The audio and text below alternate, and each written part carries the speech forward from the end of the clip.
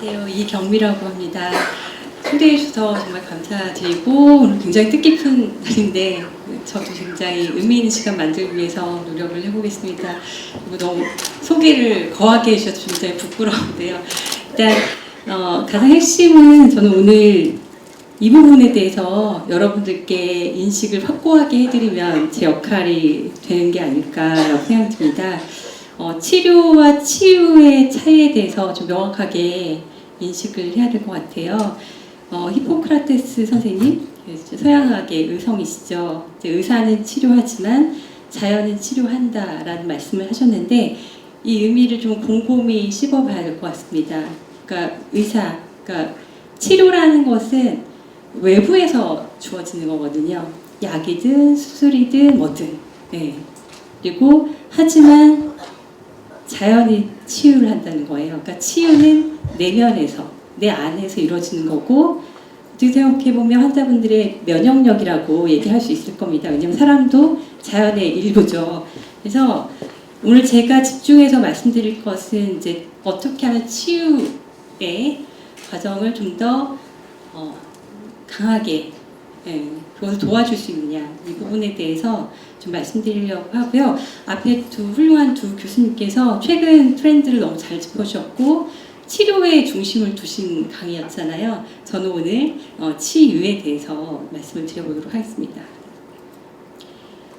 좀 약간 그림을 그려봤는데, 그러니까 병원, 의사를 포함한 의료인이 있고 환자, 그리고 면역력이 있다면 결국에 각각의 역할이 있습니다. 병원 의료인이 치료를 하고 환자 내면서 치유가 일어난다. 그러면 어떻게 보면 지금의 의료 시스템에서는 치료 중심이에요, 현재. 그런데 약간의 변화가 이미 시작됐다고 저는 생각을 하는데, 이제 치유의 과정, 이 부분이 굉장히 치료의 전체 과정이 중요해졌어요. 왜냐하면 치료가 있고 그 다음 내면에 치유가 일어나야 완전히 병이 낫거든요. 특히 그 대표적인 질환이 바로 암입니다. 왜냐하면 앞에 센터장님께서 말씀하셨던 것처럼 암은 굉장히 다양한 인자들, 요인들이 뭐 하루 만에 생기는 게 아니고요. 그것에 의해서 유전자 돌연변이가 생긴 게 10여 년, 20년 세월이 쌓이면서 결국에 암이 생기는 거거든요. 그래서 어느 날 갑자기 약 하나 먹어서 실은 낫는 병이 아니고 그 전에 오랜 시간의 그런 생활 습관이나 염증이나 산화 스트레스나 이런 부분에 세포의 돌연변이가 생기고 그게 오랜 시간 지속되면서 덩어리가 되기도 하고 그런 과정을 거치는 거기 때문에 특히나 치유를 위한 노력이 같이 이루어져야 결국에는 그 병이 낫는, 최종 우리의 목표는 병이 낫는 거죠. 그래서 그런 것이 2배 이상, 우리 시너지라는 것은 하나, 일하고 일을 더했을 때 2개가 된다가 아니라 2 이상이 된다는 의미거든요. 결국에 완전히 병이 낫는 과정에 훨씬 효과적이다. 그래서 우리가 치료만이 아니라 치유의 역할을 환자분들이 해주셔야 결국에는 결과가 훨씬 좋다. 그렇기 때문에 치유의 과정을 소홀히 할 이유가 전혀 없겠죠. 그래서 환자와 의사가, 병원과 환자분들이 같이 힘을 합쳐서 파트너십으로 최종 결과를 좋게 하기 위해 달려나가는 한 팀이라고 생각하시는 게 좋을 것 같아요. 저희한테 찾아오는 환자분들도 이제 열심히 치료 스케줄에 맞춰서 하시다가 결국엔 나중에 정기적으로 검사를 받으시잖아요. 그러니까 가장 힘들어하는 게 몇 개월의 검사를 받을 때까지가 두려우시고, 근데 그 사이에 그 결과를 기다리기 위해서 가만히 있는 게 더 두려운 거예요.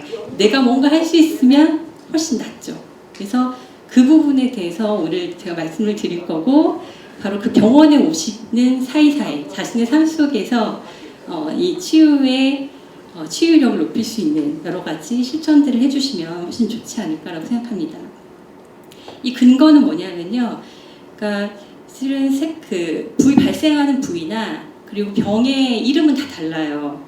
그러니까 뭐 뇌졸중, 뇌혈관 질환, 뭐 심혈관 질환, 그리고 뭐 치매, 파킨슨 같은 그런 뇌 퇴행성 뇌질환이나 아토피, 그리고 심지어 요즘에는 우울증, 당뇨병 이런 것까지, 그리고 암은 대표적인데, 이런 질환들이 부위도 다르고 모양도 다르고 질병명도 다르지만 그 기저에는 만성적인 염증이 있다, 그리고 활성산소에 의한 산화 스트레스가 있다라는 게 현대의학적인 발견이에요. 그렇기 때문에 이 만성염증을 일어나지 않게 평소에 관리를 잘 하면 다양한 질환들이 예방되기도 하고 그 질환의 치유에 훨씬 도움이 될 것입니다. 그럼 이 만성염증 왜 생기냐 하면 대표적으로 여러 가지 습관 중에 나쁜 식습관, 그리고 스트레스, 마음의 문제, 그 움직이지 않는 것, 이런 부분들로 인해서 우리의 면역 시스템이 어떤 불규정해져요. 이 면역 시스템은 결국에는 우리 몸을 지켜내고 병이 생겨도 스스로 치유하는 힘인데 이런 부분이 면역이 약해지는 거예요. 그러다 보면 결국에는 염증의 과정이 완전히 깨끗이 사라져야 되는데 이게 사라지지 않고 오랫동안 남아있는 만성적으로 염증 상태인 것, 이것을 만성염증이라고 하고 이 만성염증에 다양한 질환들이 유발이 됩니다. 그래서 결국에는 이 면역을 높이는 과정은 여러 가지 식습관이라든가 스트레스라든가 운동이라든가 이런 생활 습관을 교정을 해서 면역을 올려서 염증을 줄여야 된다는 거죠. 제가 오늘 말씀드릴 부분들은 요즘에 시중에 다양한 정보가 너무 넘치다 보니까 다 고민이 뭐냐면 어떤 게 맞는지 모르겠다. 그리고 이 수많은 정보 중에 나의 상태에 맞는 게 뭔지 모르겠다. 이제 개인 맞춤이죠. 그런 부분을 모르고 지금 시중의 다양한 정보를 그냥 따라가면 지금 내 몸에 임상시험을 하는 거거든요. 그래서 더 안 좋아진 경우도 있기 때문에 좀 더 객관적인 자료를 좀 제가 설명드리려고 해요. 일단은 암의 완치가 된 환자분들 객관적으로 의학 보고서로 입증된 사례들이 실제로 많습니다. 이 책에서는 1,500건 이상의 사례들을 분석을 하고 개별 인터뷰를 해서 암이 완치된 분들이 공통적으로 어떤 습관들을 어떤 실천들을 했는지를 좀 요약을 한 거예요.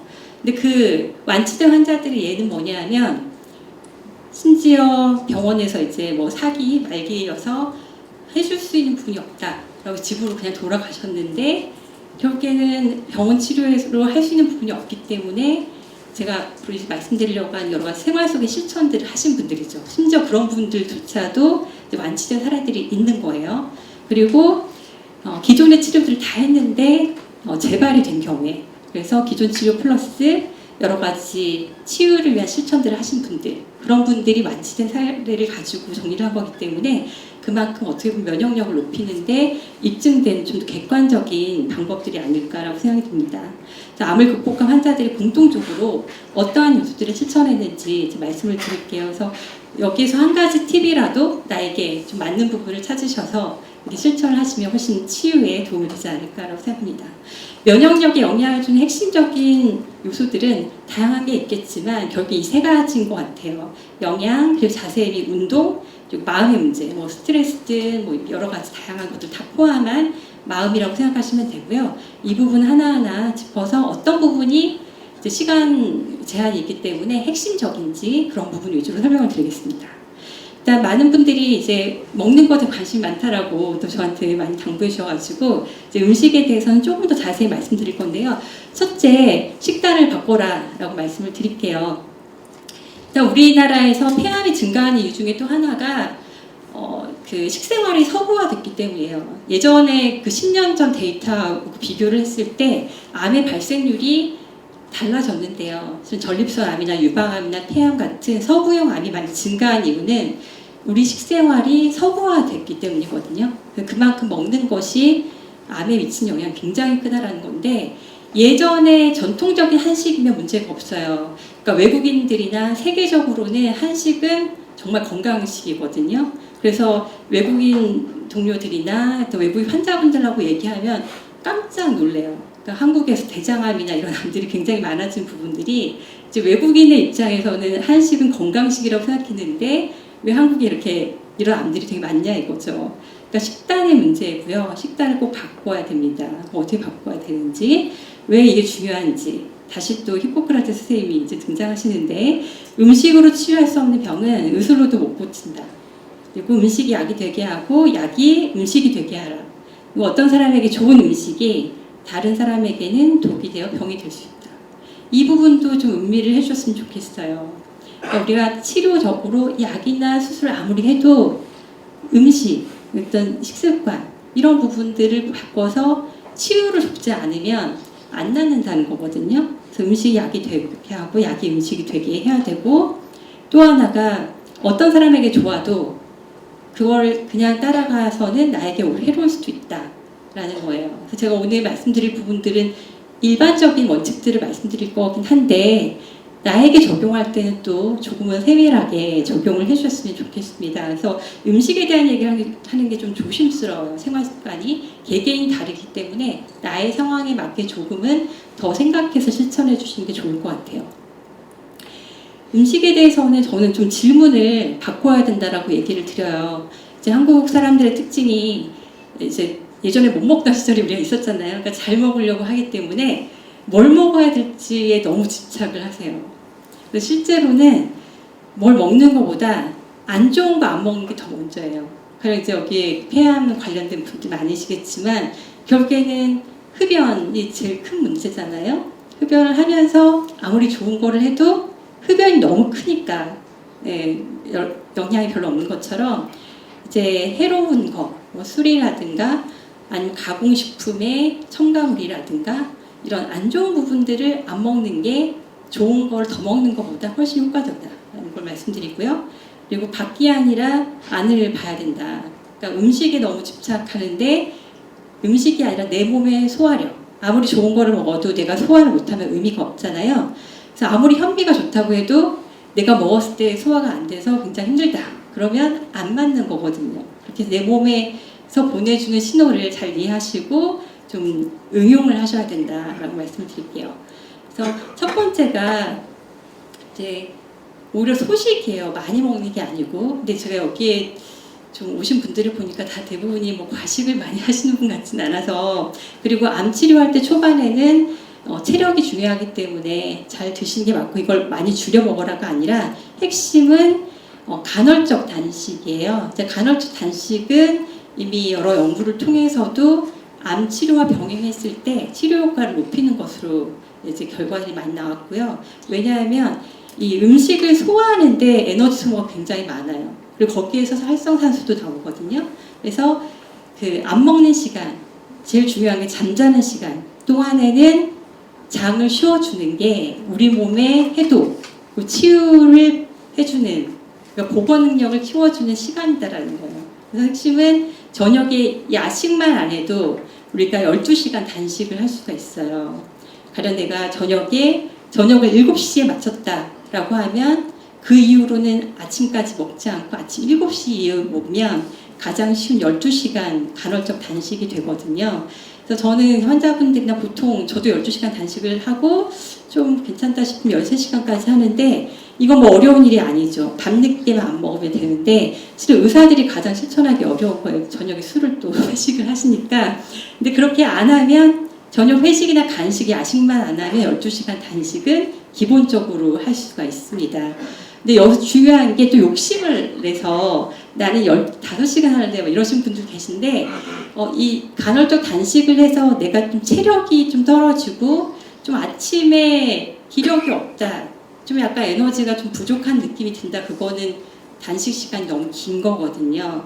12시간을 기본으로 하시고 뭐 13시간, 그리고 괜찮다 14시간까지 하시더라도 처음부터 과하게 많은 시간 단식을 하시는 것은 오히려 체력을 떨어지게 할 수 있다. 그래서 12시간 단식 정도, 간헐적 단식은 꼭 해주시는 게 치유에 훨씬 도움이 되는 방법이라고 말씀을 드리겠습니다. 치유를 경험한 암 환자들의 식단들을 대체적으로 좀 카테고리화를 해보면 식물성 중심 식단, 이건 완전 채식만을 의미하는 건 절대 아니에요. 그래서 되도록이면 식물성 식품을 좀 많이 먹는 경우를 얘기를 하고요. 대표적으로 전통 한식이 바로 이 식물성 식단에 해당이 되겠죠. 그리고 케톤 생성 식단도 굉장히 도움이 됩니다. 아니면 암세포 같은 경우에 당 대사에 어떤 불균형이 생기기 때문에 실은 암세포에 당을 공급해주지 않는다라는 개념으로 이 식사법이 시작이 됐어요. 그래서 케톤 생성 식단은 탄수화물을 줄이는 거예요. 평소 비율보다. 그렇게 하면 암세포에 당이 덜 공급된다, 뭐 이런 의미로 이 식사법을 시도했을 때 실제로 그런 부분들이 있어서 세포의 어떤 대사를 좀 바꿔주는 효과가 있어서 케톤 생성 식단을 특히 신경세포종, 뇌암인 경우에는 그 효과가 좀 있는 것으로 많이 알려져 있고요. 그리고 지중해식 식단이 있습니다. 그러니까 지중해식 식단도 채소나 과일, 해산물 위주로 먹고, 그리고 통고기라든가 올리브 이런 것들, 불포화 지방을 많이 먹는 식사인데, 이 세 가지의 공통점은 뭐냐면 설탕, 그리고 정제 곡물, 가공된 탄수화물이죠. 대표적으로 밀가루 음식, 그다음에 흰 밥, 그리고 떡, 면 이런 것들이에요. 그런 정제 탄수화물을 줄이고 가공식품 섭취를 줄이는 거를 다 공통점으로 하고요. 그러니까 앞에서 말씀드렸던 것처럼 안 먹는 거, 나쁜 거 안 먹는 게 더 중요하다는 거죠. 그리고 채소와 과일, 통곡류를 많이 섭취하는 거예요. 왜 그러냐면 이 채소와 과일에는 다양한 그 항산화제 성분들이 있죠. 비타민, 미네랄들이 있기 때문에 산화 스트레스를 줄여줘요. 그렇기 때문에 암 환자분들은 기본적으로 식물성 식품을 많이 먹어야 된다. 이거를 꼭 기억해 주시는 게 좋고, 내가 고기만 해야다. 고기를 많이 구워 먹는다란다면 횟수를 확실히 줄여주시는 게 훨씬 도움이 됩니다. 그렇게 했을 때 염증감이 감소하고 산화 스트레스를 줄여주고 최종적으로 면역력을 강화해 준 효과가 있겠죠. 이런 공통점들을 가지고 있었고요. 모든 식물에는 약성이 있어요. 앞에 제 경력이 좀 소개가 됐지만 제가 한 5년 정도 이제 다국적 제약사에서 이제 약품 임상시험에 관련된 일을 좀 했었고요. 이 탁솔이 최초의 항암제인데 제가 일했었던 그 브리스톨 마이어스 스킵이라는 회사에서 이 약을 만들었었어요. 그래서 제가 그 당시에 있지는 않지만 그런 역사로 되게 아주 자부심을 갖고 있습니다. 회사가. 근데 이 약이 항암제가 어디서 시작이 됐냐면 그 성분은 이 주목나무에서 생성이 됐어요. 그리고 되게 유명한 그 아스피린이라는 살리실릭 애시드라는 그 성분도 버드나무 줄기에서 나온 거거든요. 그러니까 이런 모든 그 원료가 그 화학이 발달하면서 자연에서 유래한 성분의 구조를 바탕으로 그 구조를 바꿔서 결국에는 특허를 받은 게 약이에요. 그렇기 때문에 그 식물에 원래 약성이 있다라는 걸 기억을 해주시고, 그래서 암 환자분들이 반드시 식물성 식품을 많이 먹어야 한다는 게 이 약의 효과라는 거죠.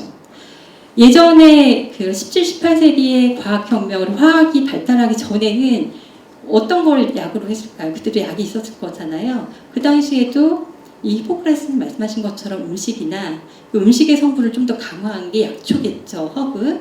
그래서 그 약초를 좀 더 말리고 쪄서 물에 우려낸 게 차예요. 예전에는 약이라는 게, 화학적인 약이라는 게 없던 시절에는 차라든가 심지어 커피도 어떤 약으로 활용이 됐던 시절이 있었다.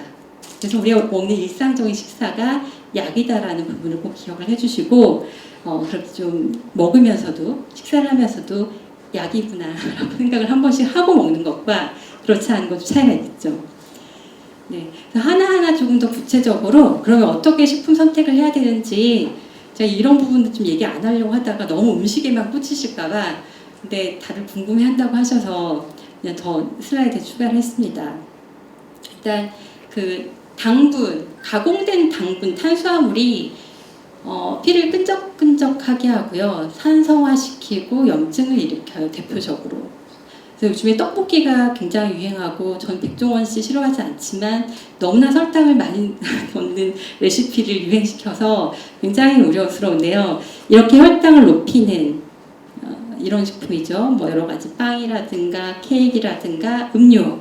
특히 음료에 있는 당분은, 이 콘시럽 성분은 가장 빨리 흡수되고 간에서 다양한 염증 물질을 만들어내는 거기 때문에 음료수에 있는 당이 가장 좋거든요. 이런 성분들은 혈당을 급속하게 올리고 빨리 떨어뜨리고, 이거에 대응해서 인슐린을 확 높이는, 그래서 복부 비만을 일으키고 살이 더 많이 잘 찌고 당뇨, 고혈압 이런 거 다 일으키는데요. 이런 탄수화물을 먹더라도 이런 탄수화물이 아니라 서서히 당을 높이고 유지해주는 그런 탄수화물, 복합 탄수화물을 드셔야 돼요. 그래서 그림으로 좀 쉽게 보여드릴게요. 그래서 혈당을 확 올리는 고당지수 식품은 염증 유발 식품이에요. 바로 왼쪽에 좋아했던 음식들이 많이 있으실 수 있을 거예요. 백미밥이나 빵이나 케이크라든가 여러 가지 초콜릿, 아이스크림 이런 것들이 있다면, 이것을 탄수화물을 먹지 마라가 아니라 이렇게 오른쪽처럼 좀 바꿔보시라는 거예요. 잡곡밥이나 채소 과일이나 그냥 식품 그 자체 원래 거 그대로 복합 탄수화물을 드시고 또 어떤 기름을 먹느냐가 염증에 굉장히 중요합니다. 그래서 트랜스지방은 식물성 기름인데 이걸 고형화시켜서 여러 가지 유통기한을 길게 해주는 그런 효과가 있고 또 저렴하니까 여러분이 드시는 가공식품, 여러 가지 냉동식품 다 트랜스지방이 들어있다라고 보시면 돼요. 그래서 가공식품을 줄여서 드시는 게 굉장히 중요한데 마가린 그리고 여러 가지 냉동 팝콘이라든가 그다음에 여러 튀김류, 쿠키, 빵 저렴한 그런 이런 제품들은 다 트랜스지방, 그 식물성 유지라고 하는 게 다 트랜스지방이거든요. 이런 식품이 아니라 쪽에 있는 불포화지방, 생선이라든가 여러 가지 씨앗, 견과류, 올리브, 콩 이런 기름들 이런 것들을 드시면 똑같은 기름이지만 내 몸에서 일어나는 현상은 염증을 줄이느냐 높이느냐 차이가 있다라는 거예요. 그리고 단백질을 드셔야 되는데 꼭 고기만으로 단백질을 먹는 게 아니다라는 거를 기억해 주세요. 콩에도 풍부하고 생선, 해산물, 씨앗류, 견과류 이런 부분에도 풍부하기 때문에 식물성 단백질을 이제 동물성보다 2배 이상 그렇게 드시는 게 염증을 줄이는 데 효과가 있다라고 말씀을 드리고요. 그리고 다양한 채소와 과일을 이제 무지갯가루, 알록달록하게 드실수록 다양한 다른 성분들을 다 우리가 먹을 수가 있기 때문에 이렇게 드시고 절대 영양제로 대체되진 않아요. 그러니까 영양제를 뭐 추가로 드실 수는 있겠지만 내가 영양제를 먹으니까 채소 과일 덜 먹어도 된다는 절대 아니고요. 왜냐하면 이제 식품 자체는 다양한 영양소가 균형 잡히게 있기 때문에 흡수율이 훨씬 좋아요. 그리고 여러 가지 다양한 첨가물이 들어가 있지 않고 그다음에 그 안에 식이섬유가 있기 때문에 식이섬유는 알약에는 절대 들어있을 수가 없잖아요. 그 양이 많기 때문에 절대 식품 아니고는 먹을 수가 없거든요. 그래서 식이섬유가 대표적인 이제 항암 식품이에요. 그래서 식이섬유 그리고 이걸 씹어 먹음으로 해서 이제 다양한 자극이 주어지는 것. 그래서 식품으로 알록달록하게 드시고 그래도 조금 더 항산화를 하겠다라고 한다면 이제 뭐 비타민류를 좀 더 먹을 수 있다. 절대 대체할 수는 없다라는 걸 기억을 해주셨으면 좋겠습니다. 그래서 하루 그 한 끼 밥상을 구성을 하신다면 좀 이 그림을 좀 기억을 해주시면 좋을 것 같아요. 그 비율을 이렇게 하면 되겠구나. 한 상이든 한 접시든 이렇게 해서 절반이 채소 과일이에요. 많죠. 그리고 채소류가 훨씬 많아요. 과일보다. 그래서 이렇게 드시고 이제 절반은 건강한 단백질류 그리고 복합 탄수화물 그리고 건강한 지방 올리브라든가 뭐 견과류라든가 물 이런 식으로 한 끼를 구성을 하시는 게 가장 적합한 비율이다라고 생각을 해주시면 될 것 같고요. 그래서 이 부분을 실제로 저는 생로병사 비밀 촬영팀하고 좀 작업을 많이 해서 저희 환자분들이 이렇게 오시면 이제 실천을 하고 변화를 이렇게 찍고 이렇게 해서 방송에 좀 많이 나갔었는데요. 대표적으로 이분은 여성이셨고 53세셨고 항상 이제 가스가 차고 속이 더부룩하고 감기가 자주 걸리고 상처가 잘 안 낫는 이 대표적인 면역이 좀 떨어졌구나라고 의심할 수 있는 그런 증상이죠. 여러 기적인 통증이 있고 질염이나 방광염으로 항생제를 자주 먹게 되고 그다음에 대장암의 전 병변인 용종이 매번 대장 내시경 할 때마다 여러 번 나오셨던 분이에요. 식생활을 봤더니 고기를 좋아하고 그다음에 단순 탄수화물 있죠. 빵, 떡, 그다음에 트랜스지방, 튀김류를 좋아하시는 분이고 술, 그리고 식이섬유 강요조를 해드렸는데 하루 권장량이 50% 미만으로 드셨던 거니까 채소 과일을 많이 안 드셨던 분이에요. 이분이 3주 동안 바꾸시고 어떤 식사를 규칙적으로 하고 그다음 과식도 줄이고 식사 속도도 느려지고 잘 씹어 드시고 소화흡수가 잘 됐겠죠. 고지방 육류 섭취 줄이고 그다음에 단순 탄수화물에서 복합 탄수화물로 잡곡밥으로 바꾸고 이렇게 변화를 주고 나서 식이섬유가 결국에 50% 이상 더 많이 드시게 됐어요. 그러고 나서는 체중이나 콜레스테롤이 줄어드셨는데 저희가 이 변화를 짧은 시간 동안에 의미 있는 변화를 장내 미생물 검사로 봤어요. 그랬더니 여러 가지 유해균, 그다음에 염증을 일으키는 미생물들이 3주 사이에 확 바뀌는 걸 볼 수가 있었고요. 여기서 좀 희망적인 건 뭐냐면 이렇게 식습관을 잠깐 바꾸는 것만으로도 이렇게 3주 만에 우리 몸에 변화가 크다라는 거예요. 그래서 이게 뭐 6개월 걸리는 그런 게 아니고 여기에 제가 말씀드린 부분에 해당하는 부분, 나에게 적용되는 부분이 있다면 한 가지만이라도 실천하셨을 때 바로 하루 만에 몸은 바뀌죠, 실은. 그리고 좀 더 그 변화를, 증상의 변화를 보고 일주일 유지해보고 2주 유지해보고 그게 한 달이 되고 2달이 되고 이렇게 실천이 유지가 된다면 훨씬 이제 우리 암은 있지만 몸은 건강한 그런 상태가 될 수 있다라고 제가 정말 거의 자부합니다. 실천해 주시고요. 그다음에 면역력에 영향을 주는 핵심 3요소 중에 영양 이 부분은 다 이해하셨죠? 네, 이렇게 하시고 이제 운동에 대해서 말씀을 드릴게요. 그러니까 대부분이 먹는 것에 대해서는 굉장히 관심 많아서 이제 이 검색에도 암과 음식은 되게 많이 나와요. 많이 검색하고. 근데 특히 우리나라 이제 한국 분들은 운동에 대해서 좀 생각을 못 하시는 경우가 되게 많거든요. 또 병의 진단을 받기 전에 운동을 안 하셨던 분 더더욱 병 진단받고는 더 안 하시겠죠. 근데 그게 아니라는 거예요. 그러니까 운동은 최고의 심지어 표적 치료제다라고 강조할 수 있을 만큼 그냥 삶의 질을 높이는 정도가 아니라 실은 치유율도 높여주더라. 그래서 특히 유방암, 대장암, 폐암, 대장암, 전립선암 같은 경우에 사망 위험을 상당히 감소시켰다. 그리고 화학요법, 항암요법을 할 때에도 여러 가지 염증이 줄어드는 효과들이 있었다. 이런 연구 결과들이 계속 나오고 있어요.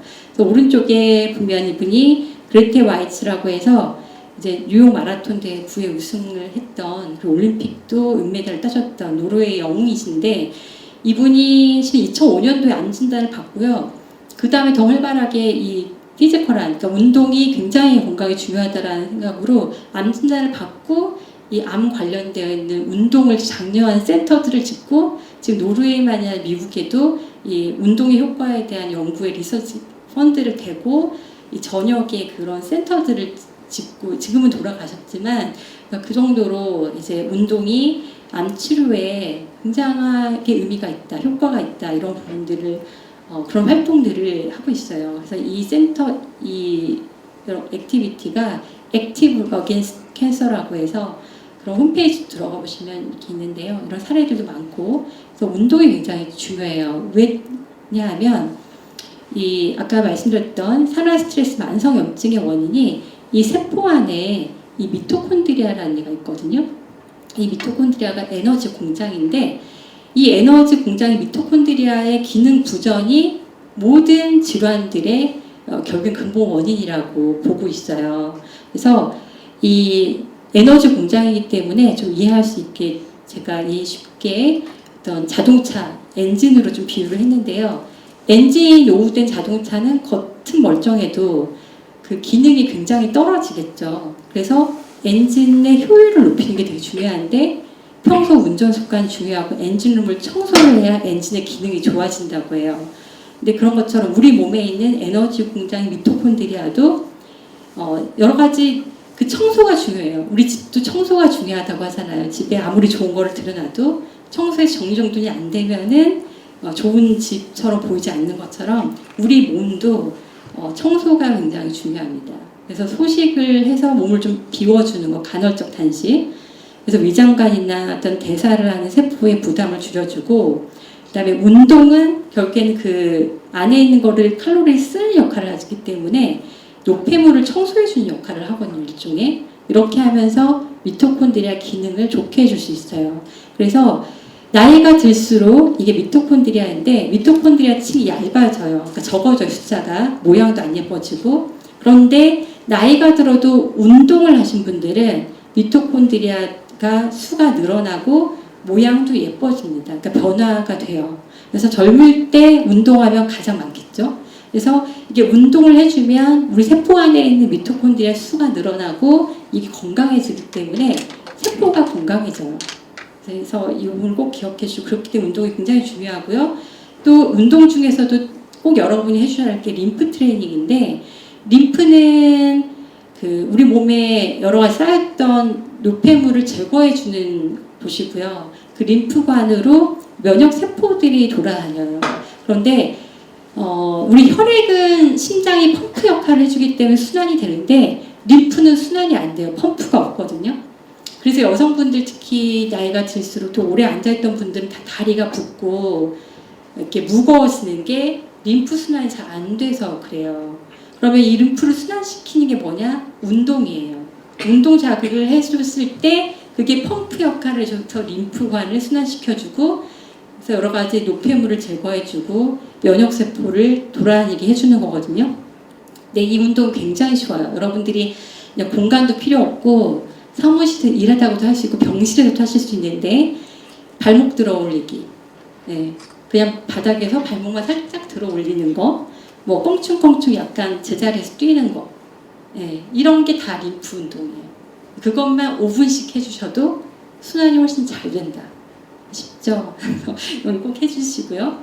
이 림프가 이 전신에 이렇게 있고 이 발목에서부터 서해부, 그 다음에 나중에 쇄골 부분에서 배출이 되는데 이거를 도와주는 게 이렇게 림프 껑충껑충 뛰는 거, 이런 운동이다. 이렇게 함으로 해서 여러 가지 노폐물 제거에 도움이 된다. 그래서 심지어는 정말 움직일 수 없는 침대에 가만히 있어야 되시는 분들은 물리치료라도 해라라고 할 정도로 움직임은 굉장히 중요하고요. 앉아 있는 분들은 서 있으시고 서 있는 분들은 걸으시고 걷는 분들은 좀 더 빨리 걸으시고 뛰세요.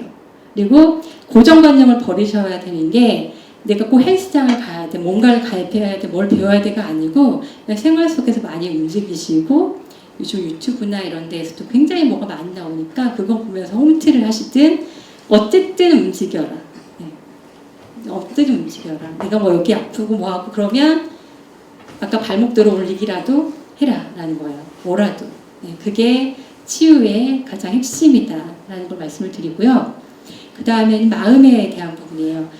이게 우리는 되게 좀 추상적이니까 운동이나 영양은 굉장히 어떻게 보면 더 구체적이고 바로바로 뭔가 할 수 있기 때문에 그 부분에 관심이 꽂히지만 마음의 영역이 더 중요해요. 그래서 사실은 그 치유가 되신 분들, 완치가 되신 분들의 아까 1,500명 이 사례를 모아가지고 했을 때도 10가지 치유 요소 중에 이제 3가지가 신체적인 거, 운동이나 먹는 거였고 7가지가 마음에 대한 거였거든요. 그 정도로 마음에 대한 부분들이 중요하다. 그러니까 여기가 카톨릭 병원이기 때문에 저는 마음에 대한 부분들은 굉장히 많이 도와주고 계실 거라고 믿습니다. 믿고 하나하나 좀 얘기를 해드릴게요. 제가 가장 강조하는 부분입니다. 그렇기 때문에 저는 제 클리닉에 제가 하고 싶은 걸 다 하고 있는데 제 진료 과목 중에 하나가 이제 마음 관리, 스트레스 관리예요. 그래서 그런 걸 하고 있는 병원은 없죠. 그래서 그렇게 강조를 하고 있다라는 말씀을 드리고요. 많이 들었던 얘기이기 때문에 쉬운 것부터 시작할게요. 긍정적 감정을 키워라. 몸은 마음이 하는 말을 듣는다예요. 우리가 몸과 마음, 특히 지금의 병원은 신체별로 나눠져 있고 그 중에서도 소화기 내과는 또 담당 소화기 이렇게 정말 우리 몸에 있는 눈으로 보이는 조각들로만 다 구성되어 있기 때문에 우리가 가끔은 몸과 마음이 다 분리되어 있고 신체도 장기별로 분리되어 있다라는 좀 이상한 생각을 하게 되는데 실은 다 하나죠. 그리고 서로 상호 관계를 갖고 있고 영향을 주고 몸과 마음도 서로 영향을 줍니다. 그래서 이제 신경 전달 물질이라는 게 있는데 코티졸이라는 게 많으면 불안하고 우울해요. 그리고 잠도 잘 안 오고 그리고 도파민은 뭔가 활력, 뭔가 하고 싶다라는 의욕 이런 것들을 일으킬 수 있고요. 세로토닌은 뭔가 평화로운 느낌, 안정된 느낌, 수면에 도움을 줍니다. 이런 신경 전달 물질에 의해서 우리가 어떤 기분을 느낄 수 있는데 중요한 거는 우리가 어떤 행동 실천을 하느냐에 따라 이 신경 전달 물질도 바뀔 수가 있어요.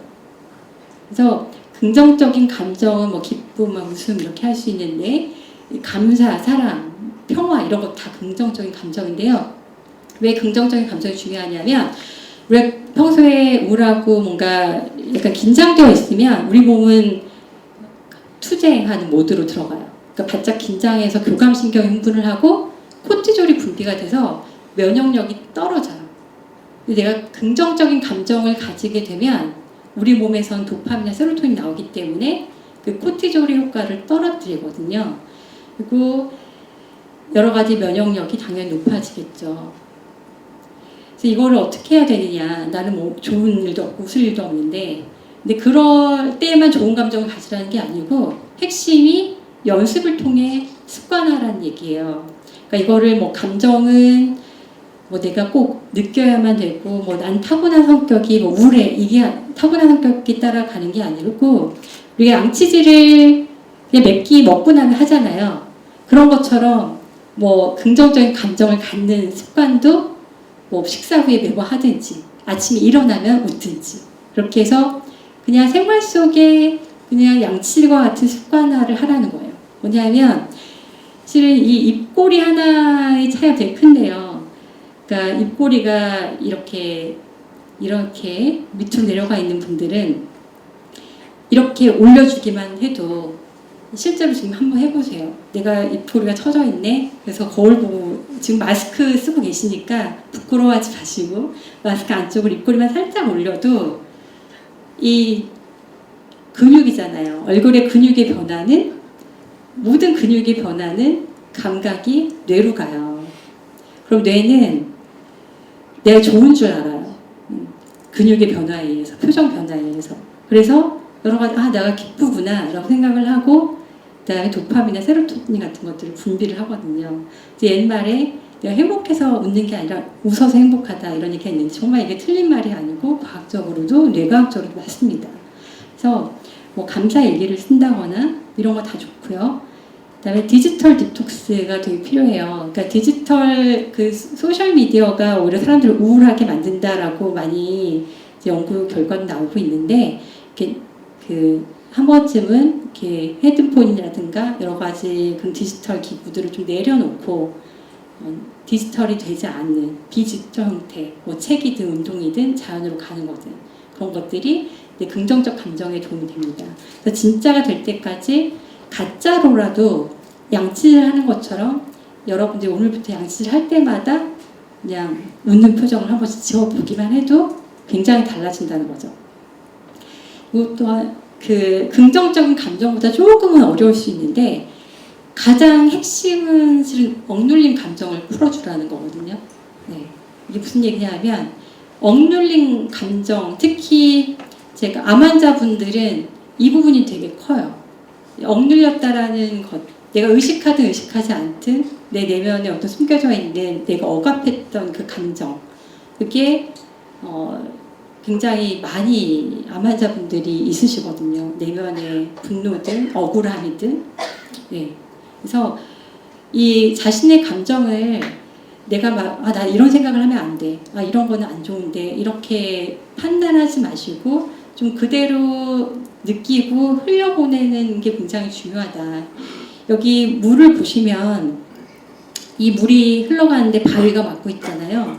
그럼 이 물이 흘러가도록 하기 위해서 뭔가를 더해서 펌프질을 하든 물을 더 붓든 뭘 하는 게 아니라 실은 간단한 건 이 바위를 치우는 거죠. 그럼 물은 흘러가겠죠.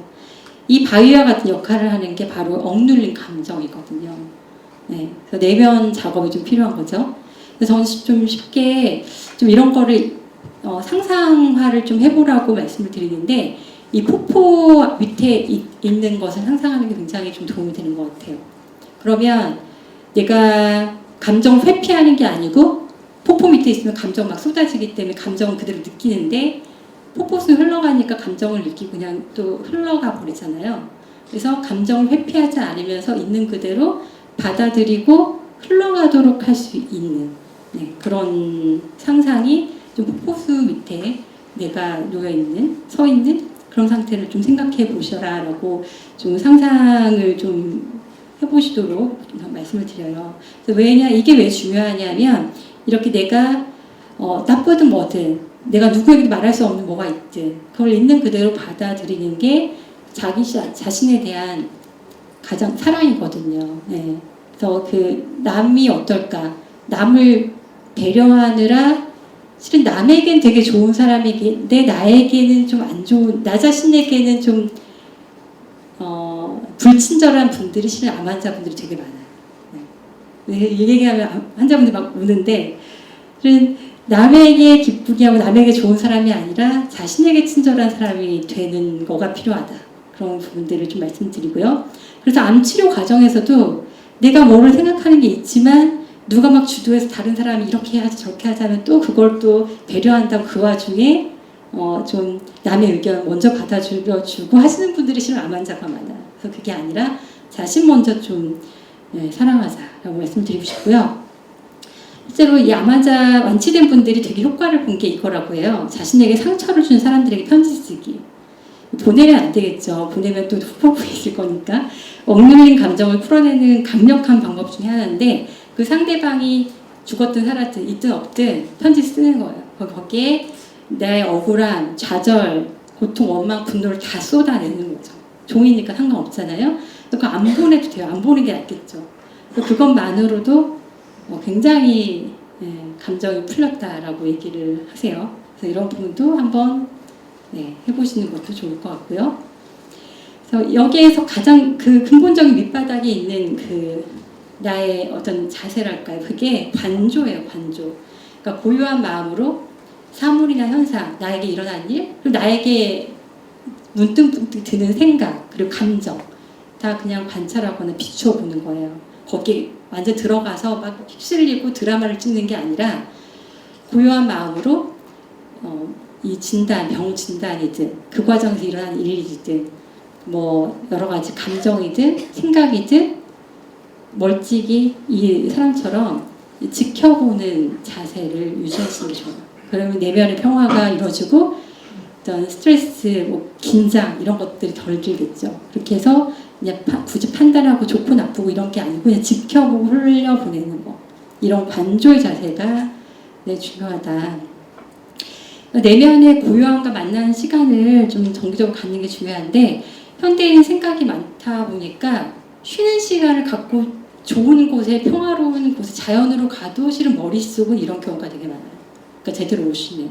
그래서 내가 여러 가지 치료 중에 바쁘고 또 어떤 힘든 일이 있고 뭐 하더라도 내 내면을 외부의 상황과 상관없이 이런 고요한 상태로 만드는 게 중요한데 그걸 어떻게 알 수 있냐 하면 나의 호흡이 좀 깊어지고 좀 느려지고 좀 심장이 막 두근거리던 게 느려지고 손에 땀이 덜 나고 근육 긴장이 좀 덜해진다. 이런 것들이 내가 그걸 잘하고 있다는 신호거든요. 그렇게 보시고 방법은 다양해요.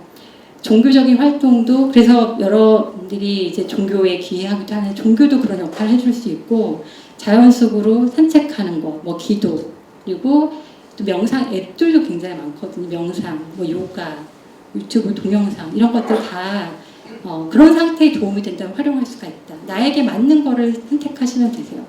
이렇게 해주시고 이렇게 했을 때 그 효과는 뭐냐면 여러 가지 질환의 암의 원인이 염증 지표를 감소시켜주고 면역세포 수나 활성도가 증가했고요. 그리고 텔로미어라고 해서 세포의 노화를 나타내주는 텔로미어라는 거의 길이가 더 늘어났고 우울과 불안감 등 감소할 수 있었어요. 그래서 이런 시간들을 좀 정기적으로 나만의 시간을 가져주는 게 좋겠고 자연으로 가는 거, 고그레인이 효과적이죠. 그래서 자연으로 가서 조용히 걷는 거 이게 바로 내면의 고요함과 만나는 효과적인 방법 중에 하나다. 이렇게 말씀드리겠습니다. 살아야 할 강력한 이유를 찾아라라고 마지막으로 좀 말씀을 드릴게요. 그러니까 암보다 삶에 집중을 해야 된다는 거예요. 암이 너무나 크게 와닿을 수 있지만 삶이 먼저고 그래서 이 대표적인 분이 이번에 윤석화 배우가 이제 악성 뇌종양 진단을 받았지만 무대에 오르는 그 기쁨 너무 크고 설레고 그러니까 무대를 계속 올라가는 거죠. 그게 나의 삶이고 나의 기쁨이고 내가 뭔가 암으로 인한 두려움 이거보다는 오히려 내가 이럴 때일수록 내가 정말 하고 싶은 게 뭔지 나의 기쁜 게 뭔지 내가 좋은 게 뭔지 거기에 집중하는 게 우리 몸에 세로토닌, 도파민을 올리는 거잖아요. 그래서 아주 다른 상태인 거예요. 내가 암과 싸우자 이게 아니라 암을 친구로 봐라라고 하는 얘기도 그래서 그런 거거든요. 그래서 얘를 싸워야 될 적으로 생각하면 내 몸에 있는 세포잖아요. 어쨌든 그렇게 하면 그때부터 우리 몸은 투쟁 모드로 들어가기 때문에 코티졸이나 교감신경이 흥분이 돼요. 면역력이 떨어져요. 그래서 있는 그 자체를 관조적인 자세로 그냥 지켜보면 아무런 반응이 마음에 영향이 없겠죠. 파장이. 그리고 내가 정말 좋아하는 거, 내 삶의 어떤 이유, 그게 뭐 손주들을 보는 걸 수도 있고 내 가족일 수도 있고 내 일일 수도 있고 취미생활일 수도 있는데 뭐 그런 부분들을 찾아서 거기에 집중을 하는 게 훨씬 중요하다. 살아야 할 강력한 이유로 진짜 이렇게 말씀을 드리겠습니다.